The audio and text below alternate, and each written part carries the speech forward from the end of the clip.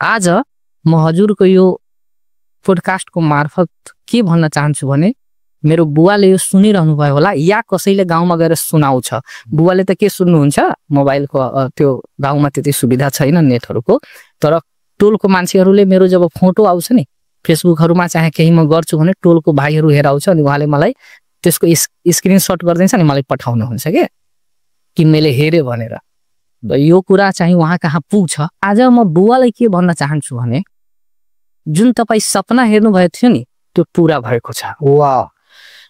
र यसमा थप के भन्न चाहन्छु भने तपाईको छोरा जसको बुवालाई ट्रेनमा सिट पाउँदैन थियो र खडा हुने पनि ठाउँ छैन, उहाँको छोरा लगातार 10 वर्षदेखि प्लेन चढेर बाहिर जान्छ। वाह, क्या बात। काठमाडौँ प्लेनले जान्छ, देश विदेश घुम्न विभिन्न कार्यक्रमहरूमा विदेश प्लेन चढेर जान्छ।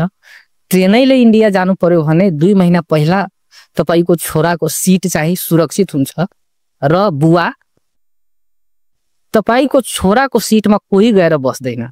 तपाई भन्नुहुन्थ्यो कि बाथरुम जाँदाखेरि यदि सिट पाइ पनि हाल्यो कुनै बेला भने बाथरुम जाँदाखेरि त्यो सिट गायब हुन्थ्यो नि।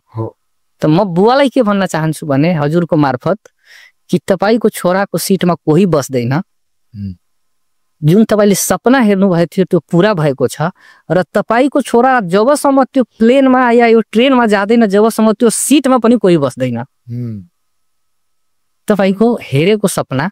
र अर्को मेरो भाइ, यो त मेरो कुरा भयो, अर्को मेरो भाइ अमेरिकाको राम्रो कम्पनीमा काम गर्छ र मेरो सानो भाइ वीरगञ्ज महानगरपालिकाको नगवाको स्वास्थ्य चौकीमा कार्यालय प्रमुखमा छ। के शुभ नाम छ? अरुण यादव नाम हो। अच्छा।